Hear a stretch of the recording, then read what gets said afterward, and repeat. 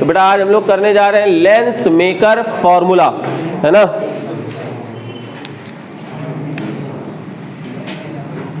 Lens makers formula.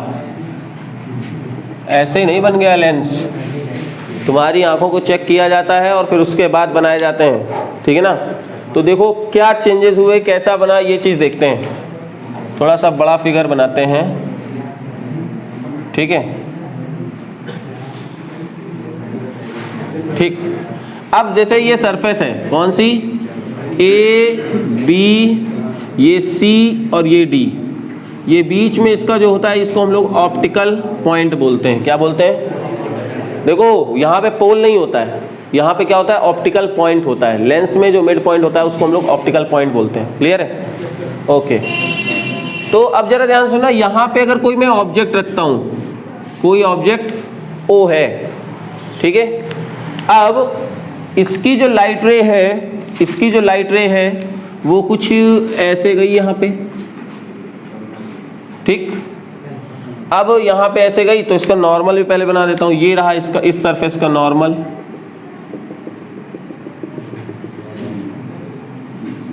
ठीक है।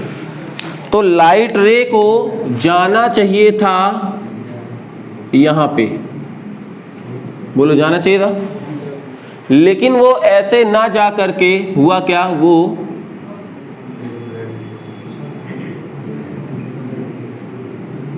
ऐसे जाना चाह रही थी। अगर ये सरफेस ना होती तो ये लाइट रे पूरी जा करके कहाँ पे होती, देखो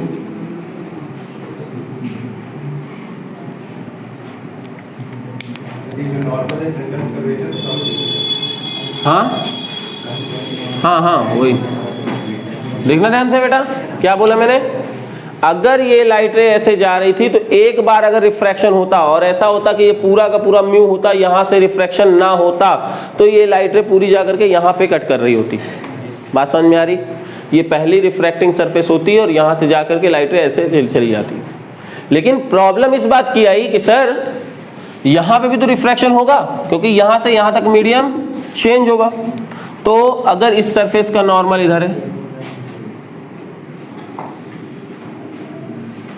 इस सरफेस का नॉर्मल इधर है, ठीक है।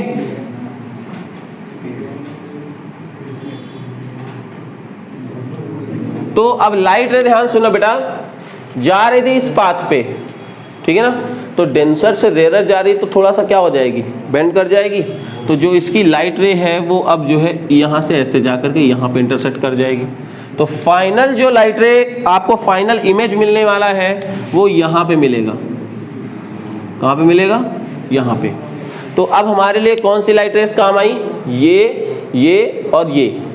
बात समझ में आई। फिर से एक बार मैं बताता हूँ क्या हुआ। बेटा हम लोगों ने यहाँ पे एक लेंस लिया है जिसके अंदर का रिफ्रैक्टिव इंडेक्स है म्यू एल, ठीक ना, पूरा म्यू एल है, ये मीडियम फील्ड है, ठीक। अब यहाँ पे एयर ले लेते हैं हम लोग, तो इसका हम लोग रिफ्रैक्टिव इंडेक्स म्यू का 1 ले लेंगे, कोई दिक्कत नहीं होगी। म्यू एयर मतलब जो होगा वो 1 हो जाएगा, ठीक है ना। म्यू 1 है और ये म्यू 2 है, क्लियर है। म्यू 1 ये म्यू 2 और इधर भी म्यू 1। बोलो बात समझ में आ गई। सरफेस ये एक refracting surface A C B और दूसरी refracting surface A D B. कोई ऑब्जेक्ट है जिसकी लाइट रेज देखो यहाँ से जा रही है और कौन से पॉइंट पे मिली, एम पॉइंट पे मिल गई। कहाँ पे, एम पॉइंट पे। और एम पॉइंट पे जब रिफ्रैक्शन हुआ तो लाइट रेज ऐसे जाना चाह रही थी, लेकिन लाइट रेज एयर से डेंसर मीडियम में जा रही हैं, तो क्या होगा, वो नॉर्मल से नॉर्मल की तरफ बेंड करेंगी। नॉर्मल है ये, इस सरफेस का नॉर्मल है ये, तो लाइट रे ऐसे जा रहे थे, नॉर्मल की तरफ शिफ्ट करने के लिए ऐसे चली गई और यहां तक चली जाती अगर ये रिफ्रैक्टिंग सरफेस ना होती तो। मतलब यहां से इसके बाद से अगर पूरा म्यू 2 होता तो हमारी लाइट रे किधर जाती, यहां से यहां तक जाती। बोलो बात समझ में आई नहीं आई, क्लियर है इतनी बात, सभी को क्लियर है, ओके। लेकिन प्रॉब्लम ये आ गई कि सर ये लाइटें थोड़ा सा ही बेंट हो पाई और दूसरी रिफ्रैक्टिंग सरफेस जो कि एयर मीडियम से लेंस से डायरेक्ट एयर में चली गई। तो अब इसकी नॉर्मल ये देखो n यहाँ पे गया, कौन सा पॉइंट हो गया ये n, कौन सा पॉइंट हो गया n। अब जब ये n है, लाइट रे इधर जा रही थी तो नॉर्मल, अब देखो डेंसर से रेयर जा रही, किधर जा रही, डेंसर से, नॉर्मल है ये, तो आगे जाएगी नहीं जाएगी, तो जाना चाहिए था ऐसे, लेकिन थोड़ा सा और दूर हो गई, फाइनली इमेज यहाँ मिल गया। तो बोलो इतनी बात क्लियर है, एनी डाउट, आ गया ना। चलो, तो अगर जब ये बात समझ में आ गई, अब हम लोग इस लाइट रे को थोड़ा सा नाम दे देते हैं, क्या, OM MN NI, ठीक है, नाम है तो बोलो फिगर समझ में आ गया। अब हम लोग इसको अगर डिराइव करेंगे तो कैसे डिराइव करेंगे, और यहाँ से एक चीज़ ये देख लेते हैं, जो इधर का रेडियस ऑफ कर्वेचर, देखो ये प्राइमरी सरफेस है कि नहीं, बोलो यार बच्चे, ये प्राइमरी सरफेस, ये सेकेंडरी सरफेस, तो प्राइमरी सरफेस है तो इसको R1, और इधर से ये सेकेंडरी सरफेस दूसरी वाली, तो इसका रेडियस ऑफ कर्वेचर R2, बोलो आ जाएगा। जो फाइनल इमेज मिली है उसकी डिस्टेंस V ले लेते हैं, जो हमारे लिए इमेजिनरी है उसको V डैश, ऑब्जेक्ट की डिस्टेंस U। अब यहाँ पे एक ये लेते हैं, थिन लेंस को जूम किया है, कैसा है ये लेंस, तो ये जो पॉइंट्स हैं they are very close to each other, तो मेजरमेंट तो हम लोग O से ही कर रहे हैं, लेकिन ये हम लोग यहाँ से भी देख सकते हैं, ठीक है ना, काफ़ी क्लोज हैं, तो C और D और O सब एक ही तरह के माने जाएंगे, ठीक है। तो इतना फिगर ये बन गया, मतलब पहला ये सरफेस है, तो जो पहला सरफेस होगा उसको प्राइमरी सरफेस, दूसरा जो है उसको सेकेंडरी सरफेस। तो अब यहाँ पे लैंग्वेज तो मैं अभी लिखा दूंगा जो चीज़ मैं यहाँ पे हो रही है, लेकिन अब हम लोग थोड़ा सा इसको डिराइव कैसे करेंगे कि लेंस मेकर फार्मूला सर होगा कैसे। तो हम लोग देखते हैं रिफ्रैक्शन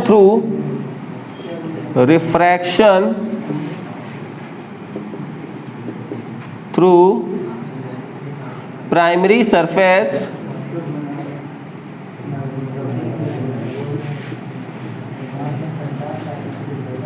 ACB, है ना। अगर पहले हम लोग इसको कंसीडर करें और लिखें फ्रॉम रिफ्रैक्शन फॉर्मूला,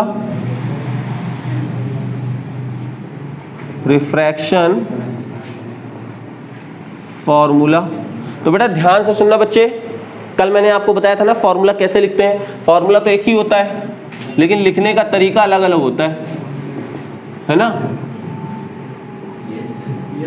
हाँ, तो जो लोग नहीं आए थे उनको अभी यस सर निकलेगा मुंह से, अभी आया, अभी नहीं आएगा। देखना क्या हुआ कि अब इमेज अगर इस सरफेस की बात करें तो इस सरफेस के लिए इमेज कहाँ पहुंच रही है, आई डैश पे, और रिफ्रैक्टिव इंडेक्स यहाँ का कितना है, क्योंकि यहीं से रिफ्रैक्शन हो रहा है, तो यहाँ पे क्या हो जाएगा μ2/v डैश माइनस ऑब्जेक्ट कहाँ पे है अपॉन u μ2 माइनस μ1, इसका रेडियस ऑफ कर्वेचर कितना है, equation number first, equation number, आ गई बात समझ में। हाँ, v डैश कहाँ से आया, क्योंकि इसकी इमेज है ना, पहले वाले सरफेस से इमेज बनी। हाँ बोलो, कोई रेडियस R1 इस सरफेस की रेडियस ऑफ कर्वेचर, बोलो आगे बात समझ में। ये फॉर्मूला लिखते समय किसी को कोई प्रॉब्लम हुई तो बताओ, आ गए ना, ओके। अब हम लोग बात करते हैं refraction through secondary surface, refraction through secondary surface क्या होगा, फ्रॉम रिफ्रैक्शन फॉर्मूला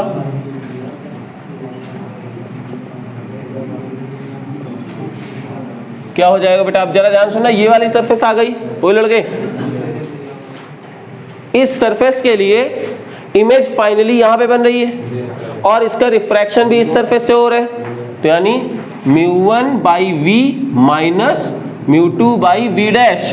क्यों, क्योंकि ये कन्वर्जिंग लाइट रेस है, इसके लिए ये वर्चुअल ऑब्जेक्ट की तरह ट्रीट करेगा, तो यही पोजीशन तो कंसीडर किया जाएगा बच्चे, आया ना।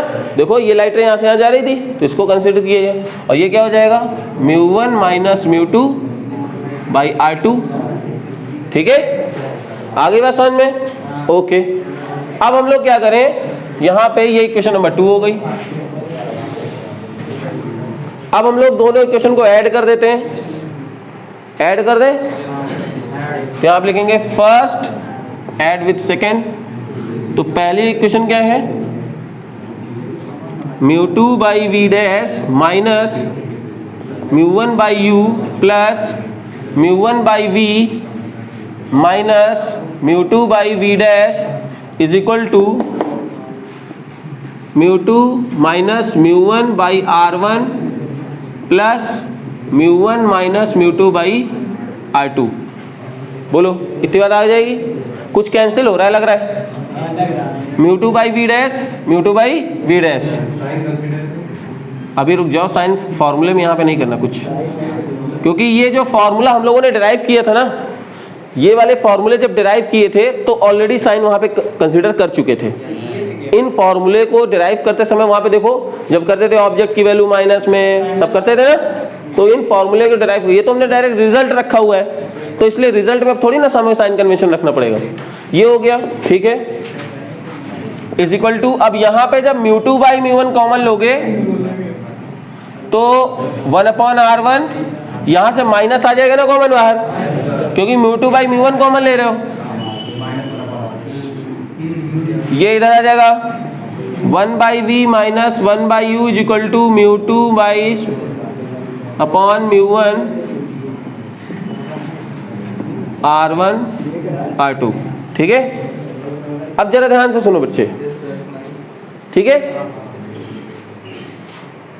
अगर आपका ऑब्जेक्ट इन्फिनिटी में होता है तो इमेज कहाँ बनती है? फोकस पे। तो या आपने 10th में भी पढ़ा हुआ लेंस फॉर्मूला पढ़ा है, 1 by f is equal to 1 by v minus 1 by u. तो आप सीधे सीधे इसको क्या रिप्लेस कर सकते हो? इसको रिप्लेस कर सकते हो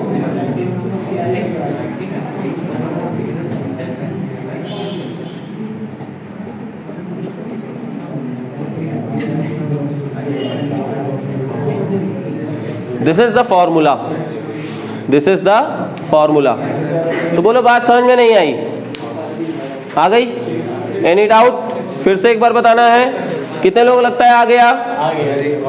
कितने लोग लगता है नहीं सर एक बार बताना पड़ेगा? चलो देखो, हाँ लेंस, अरे मैं बता तो रहा हूँ। ओए लड़के शांत रहो यार, सुनिएगा। दो रिफ्रैक्टिंग सरफेस हैं, है ना। पहली refracting surface medium change air से ग्लास, दूसरी रिफ्रैक्टिंग सरफेस ग्लास से एयर। लाइट रे यहां से जा रही थी, पहला रिफ्रैक्शन हुआ तो किस सरफेस से हुआ? इस सरफेस से हुआ।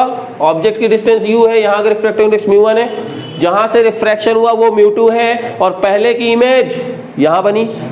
तो फॉर्मूला क्या रखा? μ2 by v dash minus μ1 by u is equal to μ2 minus μ1 by r1। Any doubt? No sir. ठीक। सिमिलरली अब जो ये वाली लाइट रे जा रही थी, ये दूसरी सरफेस के लिए इंसिडेंट रे की तरह काम करेगी, करेगी ना। तो जब दूसरी सरफेस के लिए इंसिडेंट रे की तरह काम करेगी तो आप क्या देखोगे? दूसरी सरफेस में इंसिडेंट रे की तरह काम करेगी तो आप यहाँ पे देखेंगे कि सर जो ये जहाँ मिल रही थी, ये दूसरी सरफेस जो इमेज बना है पहले का, वो दूसरे के लिए ऑब्जेक्ट की तरह काम करेगा। तो यानी ये डिस्टेंस इसके लिए u की तरह कंसीडर किया जाएगा, है ना। और फाइनली जो रिफ्रैक्ट हुआ, देखो ये फाइनल इमेज मिल गया, ठीक है। तो फाइनल इमेज कहाँ मिला? v पे, और रिफ्रैक्टिव इंडेक्स कितना है? μ1। तो यहाँ से हो गया μ1 बाई वी माइनस, क्योंकि ये लाइट रे कहाँ से आ रही है? μ2 से आ रही है, इसलिए μ2 by v dash. V dash क्यों? क्योंकि वी डैश दूसरे रिफ्रैक्शन के लिए ऑब्जेक्ट की तरह काम कर रहा है। इससे रिलेट करो, ये ऑब्जेक्ट है ना, तो दूसरे सरफेस के लिए ये पोजीशन ऑब्जेक्ट की तरह काम करेगी नहीं करेगी? आगे बात समझ में? Is equal to this minus this upon r2, दोनों को ऐड कर दिया। अब तो मैथमेटिक्स बची, आ जाएगा ना। तो अभी फिगर बनाइए, फिर लैंग्वेज लिखाना है, तो फिगर बना लो, फिर मैं लैंग्वेज लिखाता हूँ।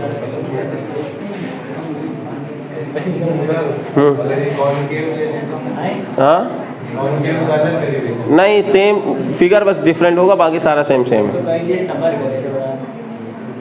कॉनकेव को भी बना देंगे, लेकिन उसमें क्या है ना कि बस फिगर चेंज होगा।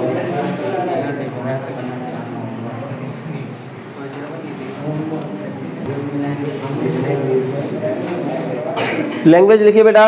इससे बोलेंगे कि अंदर? हाँ लैंग्वेज लिखनी है लेंस मेकर फार्मूला की। ये डेरिवेशन इंपॉर्टेंट है ना सर? बहुत इंपॉर्टेंट है, मतलब बोर्ड में 100% बिल्कुल। नहीं आएगा यार, हर बार आता है ये तो। नहीं कोई कंफ्यूजन, 90% चांसेस आ जाएगा। 10% चांसेस यार देखो। रिस्क है तो रिस्क है।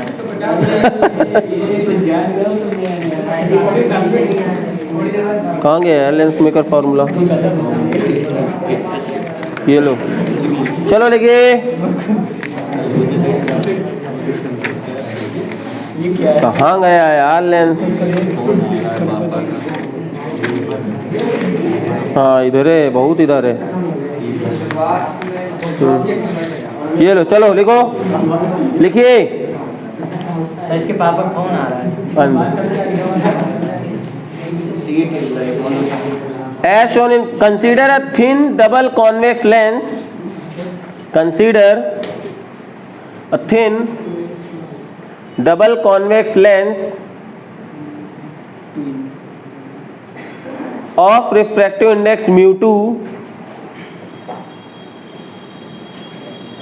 Consider a thin double convex lens of refractive index mu2 placed in a medium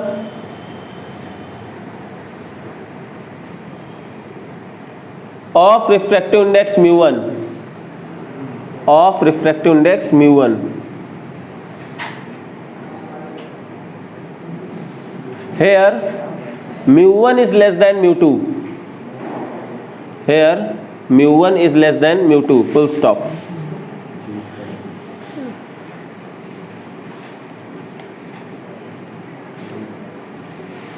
Let C and D are poles. Let C and D are poles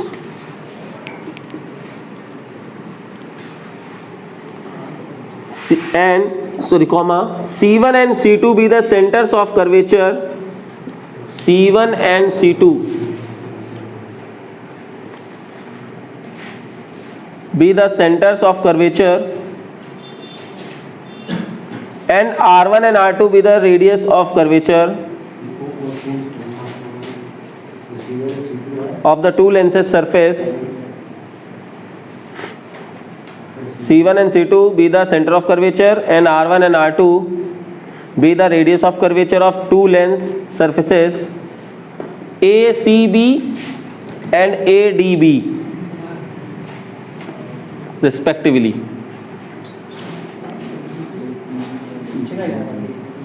ठीक है, okay. नीचे line से लिखिए। Suppose a point object O, suppose a point object O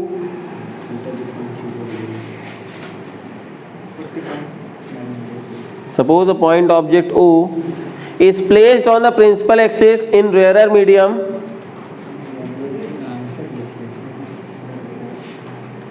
Point object O is placed in the principal axis in the rarer medium of refractive index mu1, of refractive index mu1.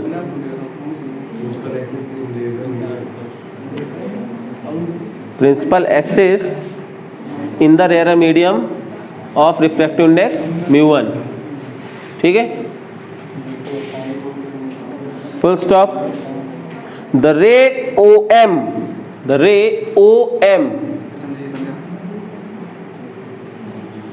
the ray OM is incident on the first surface ABC. The ray OM is incident on the first surface ABC. ACB है, sorry, not ABC, ACB. Full stop. It is refracted along MN.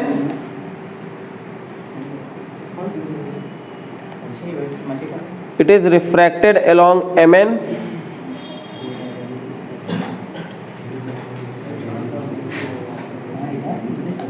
full stop. If the second ADB surface were absent, if the second surface ADB, second surface ADB were absent, the ray MN would have met the ray Mn would have met the principal axis at I1. Okay, so we can treat I1 as the real image, I dash या I1 जो भी है, दिख रहा है तो कहीं find करना I dash. So we can treat I dash as the real image formed by the first surface. नहीं सर तकड़ी में लिखा ठीक है ना। और ये फार्मूला यहाँ से ले यहाँ तक लिख लो, ये फार्मूला लेके यहाँ से यहाँ तक लिख लो। पूरा वो लिख नहीं, पहले यहाँ तक लिखना है, यहाँ तक लिखो। लिख लिया? ये लिख लियो,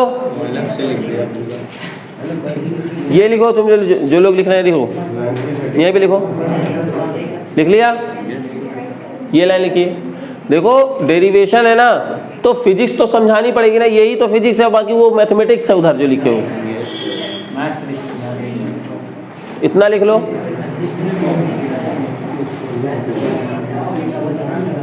लिख लिया बेटा? लिख लिया ये? ओके, नीचे लिखिए बट एक्चुअली द रे Mn suffers another refraction, but ray Mn actually suffers another refraction through surface ADB.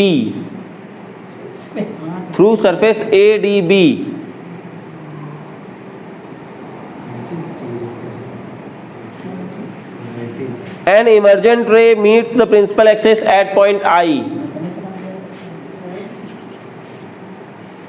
The emergent ray meets the principal axis at point I, which is the final image of O. Which is the final image of O?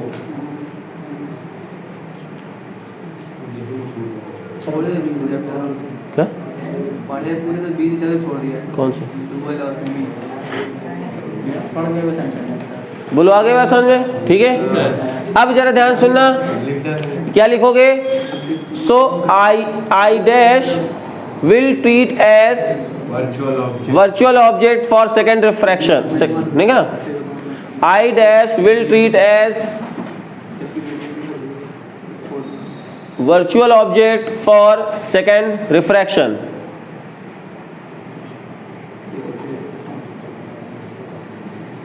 बस अब वहां से पूरा लिख लो, अब derive कर लो पूरा।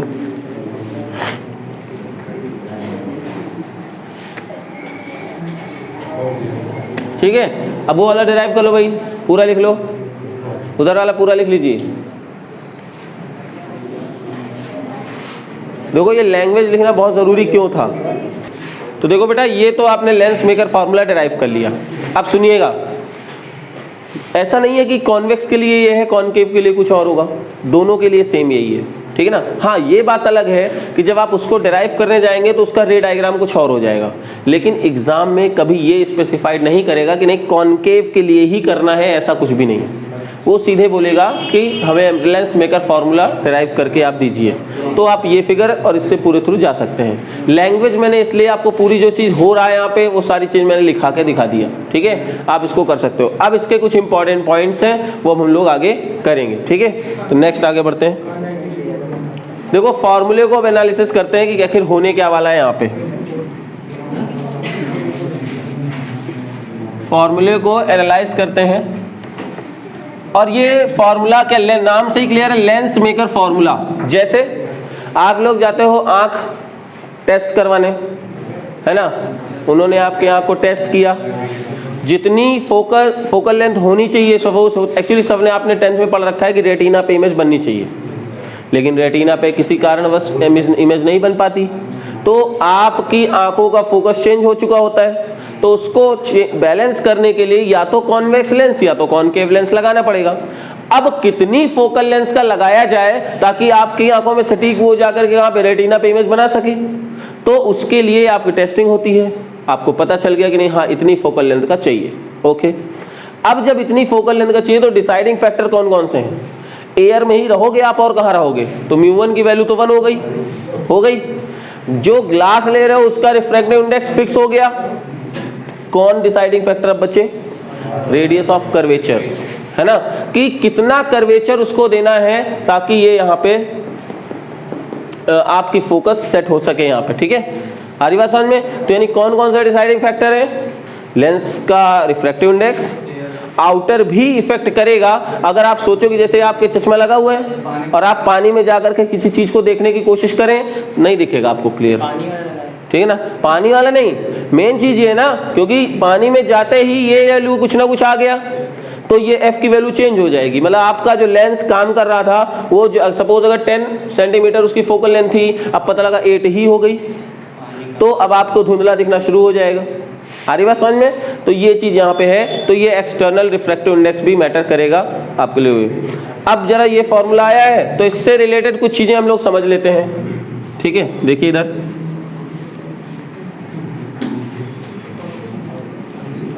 अब अगर हम लोग आइडेंटिकल, मतलब कि ऐसा लेते हैं, बाई कॉन्वेक्स लेते हैं सपोज, ठीक ना, क्या लेते हैं? बाई कॉन्वेक्स हम लोग लेते हैं, बाई कॉन्वेक्स लेंस।